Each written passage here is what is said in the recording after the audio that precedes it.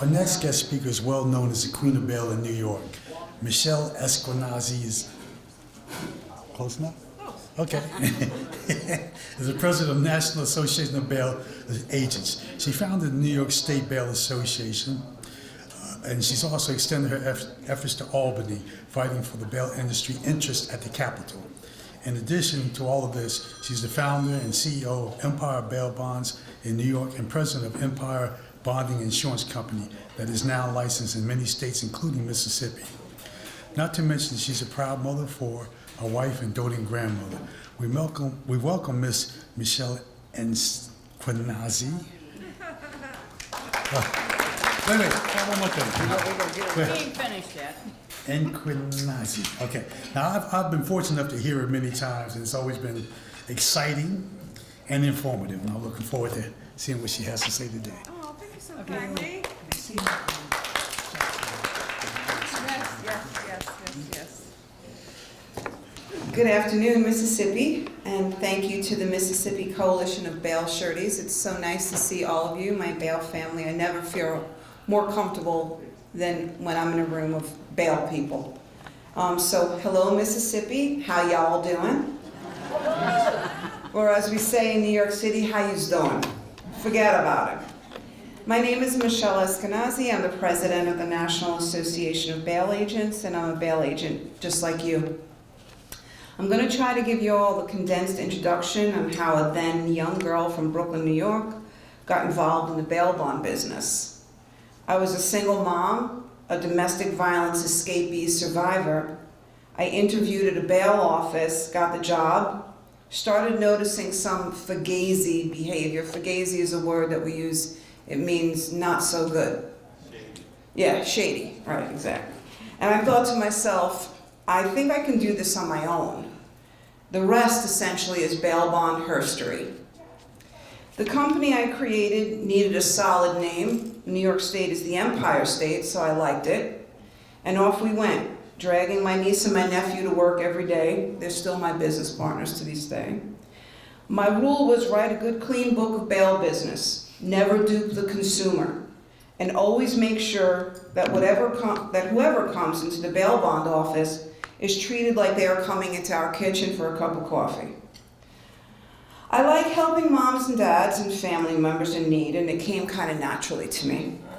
Here we are, almost 30 years later. I'm now the CEO of Empire Bail Bonds, the CEO of Empire Bonding and Insurance Company, a bail surety, the president and founder of NISPA, and the president and founder of NABA. My most successful title, however, 100% is Shana, Alana, Michael, and Mariah's mother. And I'm also the grandmother of 5. Being a woman in this industry has not always been easy. It still has many challenges. As we know, this industry is run by very strong people with very strong personalities. I've had to navigate all of it without any real training. After all, I'm a kid with a PhD from the streets of Brooklyn, New York. In my Cuban home, women were revered for their tenacity and strength, so somehow I never looked at being a woman in a man's industry as intimidating. My mom ran businesses. My dad was a shoe salesman. He should rest in peace. They both should. He never got paid a salary. If he didn't sell, we didn't eat. The work ethic my parents and elders instilled in me drives me to this very day. In 2012, I was made aware that there was something called bail reform, and it was being presented to policymakers in Albany. Senator Golden called me up to Albany to present a slideshow presentation on bail and why bail reform wouldn't serve the people of the Empire State. That was a time in New York State where we had a Democratic Assembly, our lower house, a Republican Senate, our higher house. So it was made clear to me that New York State Republicans would block this horrific policy change, and so they did, for a while anyway. I never stopped going to Albany.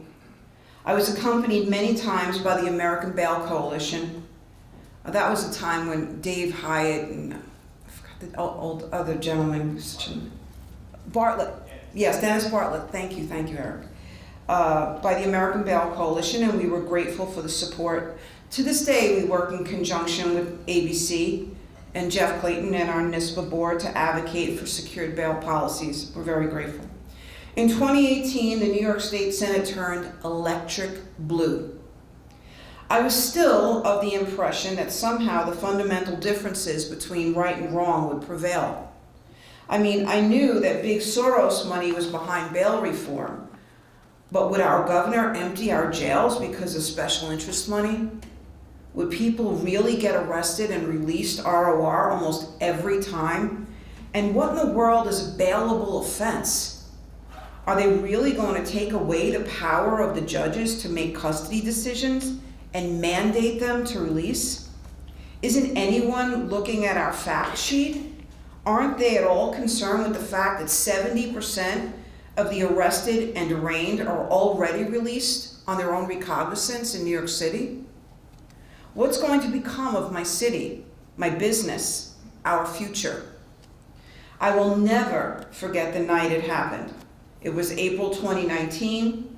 Our board was made aware through our lobbyist that Cuomo was putting bail reform in the budget bill, and we were desperately waiting on the actual language. When we received a copy of the bill language, we were gutted. How would we survive? Our only solace was that it didn't go into effect until 1/1/20. So it gave us time to prepare for the funeral of bail in New York. Empire employed so many people. They had been with us so loyally for so many years. How could I tell them that I had to let them go? They knew that I was fighting. They knew I spent a lot of time in Albany. The boss was never in the office anymore. They knew I tried, right? I was more concerned for them than I was for myself. So bail reform rolled out on 1/1/20, and at the stroke of midnight, voila, bank robberies, vehicular homicides, rape charges, all released. And all of a sudden, it made national news every single day. Okay, so New York State became the media sacrificial lamb for our industry. And overnight, the term bail reform, which was a dirty little secret that only us bail warriors were yelling about, well, all of a sudden, everyone started to realize what a debacle it was. It became a kitchen table topic. Offenders knew. To be honest, they were waiting for 1/1/20. They were excited. My booster population, shoplifters as some of you might know, was stunned to learn that they would no longer have to worry about being held on any bail. It was a free-for-all. And the criminal offender population showed up and showed out. Cuomo was inundated every single day with horrific catch and release headlines. And if you knew anything about our ex-governor, you know he didn't like being publicly embarrassed. And then, like a hurricane, COVID hit. Every single day, Don Cuomo was on our color TV doing death counts and Q&As with reporters. What he didn't bargain for was that we are very reporter-friendly in New York, especially me and my buddies at the NYPD. Well, if we must go to these COVID press parties, we are publicly allowed to ask questions of Don Cuomo on camera. Maybe we'll throw him a question salad, for example. Governor, how many reported cases were in the Bronx County yesterday? And where are people directed to go for testing? Oh, and by the way, Governor, about that bail reform thing. What is your commitment on the elderly Asian grandmother being viciously thrown to the ground? What is your comment, rather, on on her being thrown to the ground and robbed in broad daylight? She's still in the hospital, sir, and her attackers were just released on your new bail reform program. He was pissed. Reporters were made keenly aware that they wouldn't be called on if they didn't cut okay? But in the case of bail reform, the First Amendment prevailed. For in New York, we are constantly and consistently publishing stories daily on the incredible failure, bail reform. I'm here today to assure Mississippi and the nation that we will not be stopped. We will do the very best we can to work closely with the media to ensure that all of you in bail benefit from the total demise of a city that will forever hold my heart. I have written a few op-eds this year. They can be seen on our website, the National Association of Bail Agents.org. Take a look when you have some time. Shortly after, like a stroke of a magic pen, Governor Cuomo added in more, quote, bailable offense charges in the budget yet again. In April of 2020, just 3 months after the rollout of bail reform, he had to change it because there was so much pressure in the media, and all he wanted to talk about was COVID. Since that day, we have amended bail reform in New York State with the help of the American Bail Coalition 4 times. Secured bail is a bit better now in New York from a business perspective, but from a mom perspective, knowing what I know about criminality, I see how many offenders that commit crime of moral turpitude are released daily without any accountability or the addiction and mental health services they so desperately need. The majority of New York City recidivists need services. However, that is simply not the concern of New York government. Unfortunately, random acts of violence have become the norm in a city ravaged with crime. So for all of you that have illusions of visiting my once great city to have the New York City experience, I strongly encourage you to spend your money elsewhere. New York City is no longer safe anymore, and bail reform is one of the top offenders in the equation of why. The notion that bail reform only happens in those democratic states is a fallacy. In 2016, then Governor Chris Christie of New Jersey wanted desperately to become the President of the United States. You all remember Governor Krispy Kreme, right? He recently tried again to become a presidential candidate. Thank God that that didn't happen. In 2016, my brothers and sisters across my river in the Garden State of New Jersey were closely monitoring bail reform legislation. The lobbyists were confident that it wouldn't happen. The surety companies were assured that it wouldn't happen. The agents were super confident that it wouldn't happen. I mean, after all, New Jersey was ran by Republicans at the time. But keep in mind, Crispy, he wanted the Oval Office. And there was a lot of Soros money being thrown his way to push bail reform. So, not only did the state of New Jersey change its constitution to remove one's constitutional right to bail, they essentially floated a ballot initiative that asked voters the question, do you want bad people to go to jail? Voters overwhelmingly said yes. What they didn't know was that they were giving away their state constitutional right to bail, and boom, Christie called a special session on a Saturday in the dark of the night, and the Bail Reform Act of 2016 was passed and signed. I will never forget where I was when I got that call from my colleague in New Jersey. We were both shocked, and boom, just like that, the bail industry was gutted and annihilated overnight. In New Jersey, they now practice preventative detention. For those of you that don't know what that term means, it's essentially an accused is deemed dangerous, is held in custody through trial with no chance of bail. This practice is common in China and Iraq. The others are now monitored by the pre-trial release system, a government-funded set of entities that are all taxpayer-funded. My brother lives in New Jersey, and he was shocked to learn that his tax money now funds criminal offender release. Quickly after Governor Christie signed bail reform, the Association of Counties sued the state for an unfunded mandate. How could local governments possibly fund such a massive policy change? The state settled the issue by lifting the moratorium on raising state resident real estate taxes. And without notice to the people of New Jersey, overnight, they were hit with raised taxes to fund the massive rollout of bail reform. To this day, you will not see or hear of anything wrong with New Jersey bail reform. There are no statistics that prove it's a massive failure.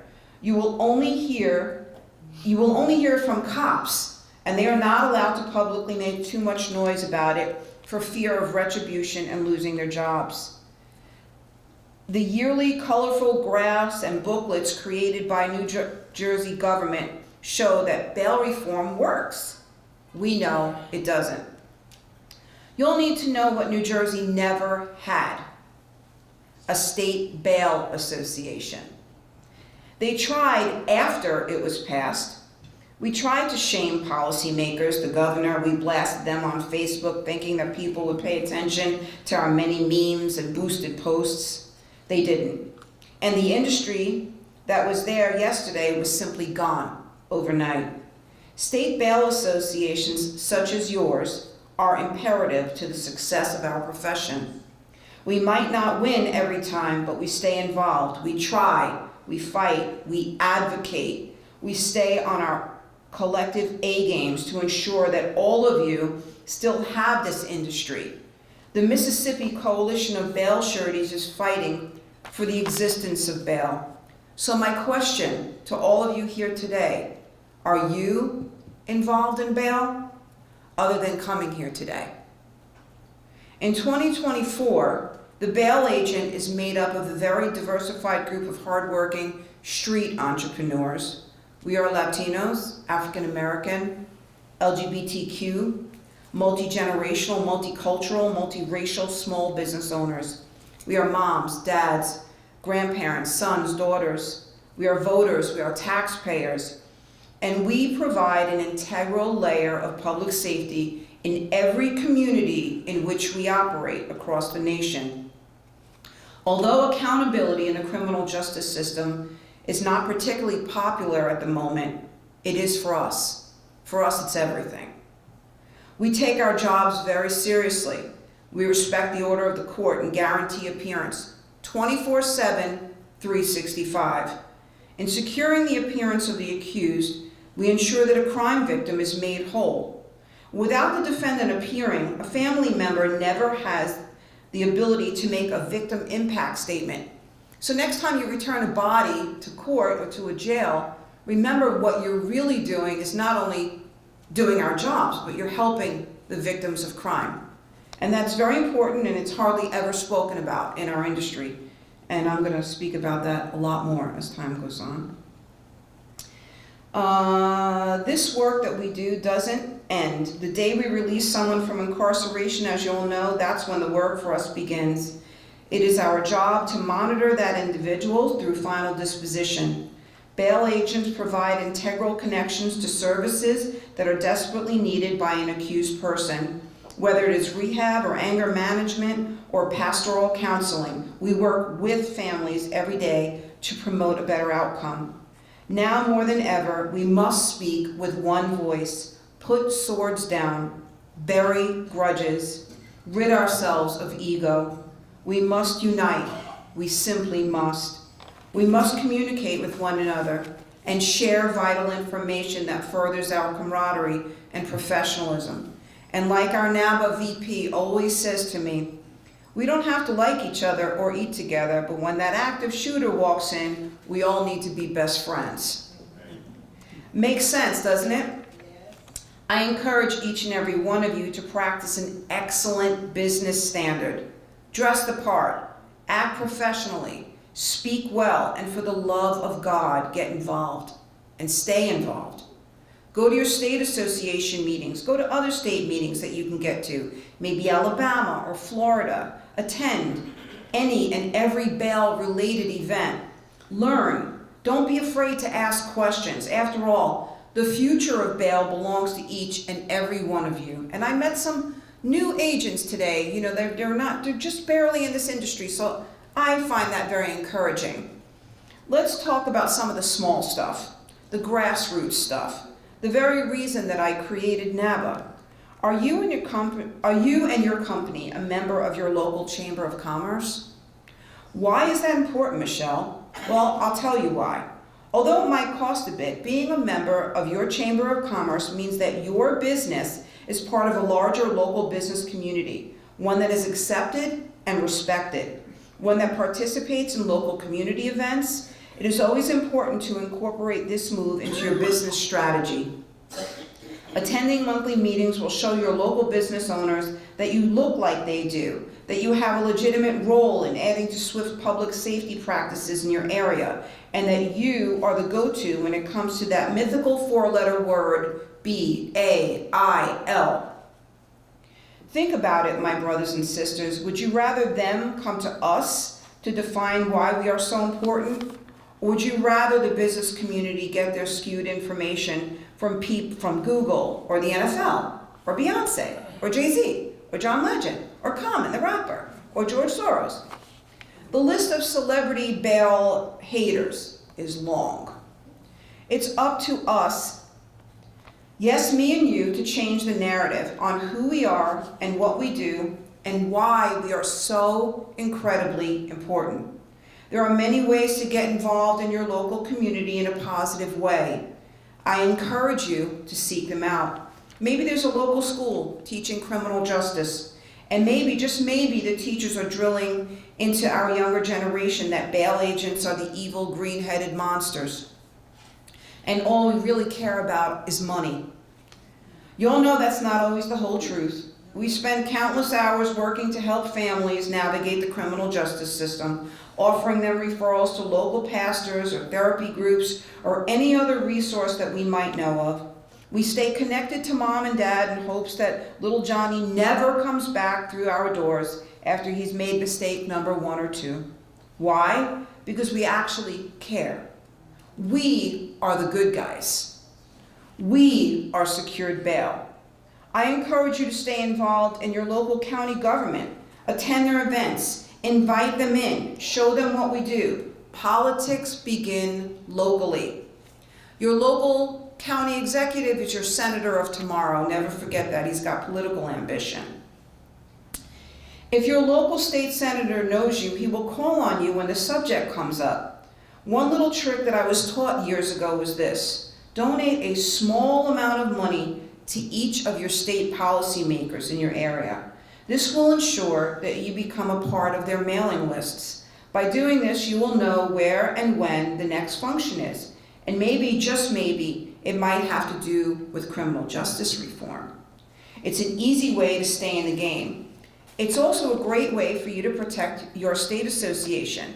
If something pops up, you can quickly bring it to the attention of Charles or any other board member and ask them for assistance or for talking points or to send someone to join you. It's important, an easy strategy to incorporate. Bail agents don't have the prettiest title job in America, but it's a vital one. The coroner, the sanitation man, the janitor, not a fancy job, but nonetheless an important job. I stand with all of you, a proud bail agent. I'm tired of apologizing for earning an honest living. Let's all say this and say it with me. I am a proud bail agent. I am a proud bail agent. Together, we are going to work hard to change the talking points associated with secured bail. Let's start with this simple lesson on Media Training 101. Raise your right hand and repeat after me. I will not repeat any branded talking points that negatively describe my profession. Let me say that again. I will not repeat any branded talking points that negatively describe my profession. I'll give you a doozy, one description of our industry that comes up time and time again. The term cashless bail. I asked Siri today to define cashless. She's pretty smart, right? She said, characterized by the exchange of funds by check, debit, or credit card, or various electronic methods, rather than the use of cash. Come on, does that sound like us?